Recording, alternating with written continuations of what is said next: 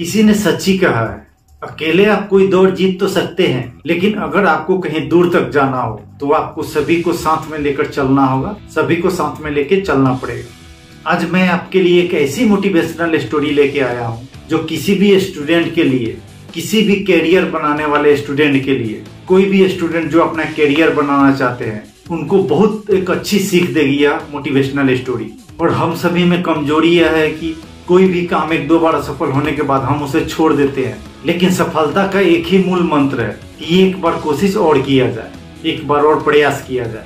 एक स्कूल में एक छात्र बहुत ही तेज दौड़ता था, बहुत ही तेज भागता था, और वह छात्र अपने स्कूल में दौड़ में सभी को पीछे कर चुका था। उस स्कूल के प्रधानाध्यापक ने यह सब बात नोटिस की कि यह बच्चा बहुत तेजी से भाग रहा है और सभी को पीछे छोड़ रखा है। तो उस प्रधानाध्यापक ने उस बच्चे को आगे बढ़ाने की सोची। धीरे धीरे वह छात्र बहुत अधिक जगहों पर जाता जहां दौड़ प्रतियोगिता होती है और उस प्रतियोगिता में वह प्रथम स्थान प्राप्त करता, जीत कर आता। एक बार वह दौड़ प्रतियोगिता एक ऐसे गांव में हो रही थी जहां पे कोई भी खेल प्रतियोगिता होती तो सारे गांव वाले इकट्ठे होते और सारे गांव वाले उस खेल प्रतियोगिता को देखते। खेल प्रतियोगिता का दिन आ गया, सारे गांव वाले इकट्ठे हो गए। उस प्रतियोगिता में गांव के बहुत सारे लड़कों ने और स्कूल के भी बहुत सारे लड़कों ने हिस्सा लिया और दौड़ प्रतियोगिता शुरू हो जाती है। और देखते ही देखते फर्स्ट राउंड में वह लड़का प्रथम आ जाता है। उसके शिक्षक बहुत खुश हो जाते हैं और सारे गांव वाले उस बच्चे का मनोबल बढ़ाते हैं और उस बच्चे के लिए ढेर सारी तालियां भी बजाते हैं। कुछ देर बाद दौड़ का दूसरा राउंड भी शुरू होता है और उसमें भी वह बच्चा प्रथम स्थान आ जाता है। लेकिन जैसे ही दौड़ प्रतियोगिता का दूसरा राउंड शुरू हुआ, उस गांव के मुखिया ने यह ऐलान करवा दिया कि वह इस खेल प्रतियोगिता में कुछ बदलाव करना चाहते हैं। इसीलिए उस गांव के मुखिया ने उस शिक्षक को बुलाकर कहा कि आपके स्कूल का यह लड़का बहुत तेज भागता है, लेकिन क्या वह लड़का वास्तव में, क्या वह लड़का सचमुच में सबको हरा पाएगा? तभी पीछे से उस बच्चे ने सुन लिया और उसने वहीं से जवाब दिया, हाँ, मैं सबको हरा दूंगा। मुखिया ने दौड़ में बदलाव करते हुए कुछ बदलाव किए। पहला बदलाव किए कि एक 4 साल के बच्चे को उस छात्र के साथ दौड़ने के लिए ले आए, जो 4 साल का बच्चा ठीक से खड़ा भी नहीं हो पा रहा था, लेकिन वो छोटा बच्चा दौड़ने के लिए बिल्कुल तैयार था, वो भी एक छोटी सी क्यूट मुस्कान के साथ। दूसरा बदलाव उस मुखिया ने किया कि उस छात्र के साथ दौड़ने के लिए एक 60 साल की बूढ़ी औरत को खड़ा कर दिया।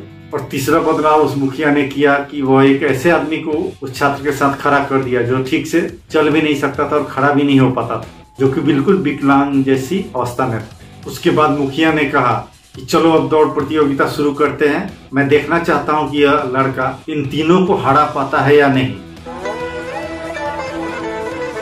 वह लड़का जो पहले से ही ओवर कॉन्फिडेंस में था, क्योंकि वह पहले से ही सभी को हरा चुका था और फर्स्ट राउंड और सेकेंड राउंड में फर्स्ट आया था और उस गांव में सबसे तेज भागने वाले तक को हरा चुका था। तो वह लड़का सोचा, इन लोगों को हराना तो मेरे लिए बाएं हाथ का खेल है। जब मैं इस गांव के सबसे तेज भागने वाले तक को हरा चुका हूं, तो ये बच्चे, बूढ़े और विकलांग को तो मैं आसानी से हरा दूंगा। और दौड़ शुरू होते ही वो लड़का कुछ ही मिनटों में अपनी दौड़ प्रतियोगिता को पूरी कर लेता है, जबकि उनके साथ खड़े छोटे बच्चे, बूढ़ी औरत और विकलांग आदमी ठीक से भी दौड़ की शुरुआत भी नहीं कर पाता है। और इस तरह से वह छात्र उस दौड़ प्रतियोगिता को जीत लेता है। लेकिन इस बार गांव के किसी भी लोग ने उस छात्र के लिए कोई तालियां नहीं बजाई। तो वह छात्र एकदम से चौंक जाता है, भौचक्का रह जाता है। अरे, मैं तो दौड़ प्रतियोगिता जीत चुका हूँ, फिर भी लोग मेरे लिए तालियां क्यों नहीं बजा रहे हैं? और यह सोचकर वह छात्र मायूस हो जाता है।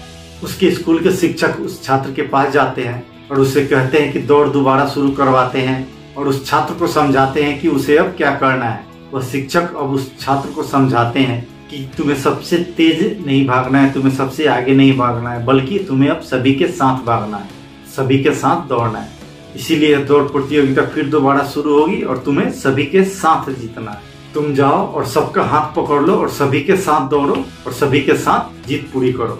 वो छात्र गया और सभी का हाथ पकड़ लिया और सबसे कहा कि अब हम सभी साथ में दौड़ेंगे और साथ में ही दौड़ प्रतियोगिता को जीतेंगे। और सभी लोगों ने बिल्कुल ऐसा ही किया और इस बार उस छात्र के लिए पूरा गांव तालियां बजा रहा था और सारा गांव उस छात्र का तारीफ कर रहा था। और इस तरह उस छात्र ने अपने जीवन की सबसे बड़ी रेस जीती।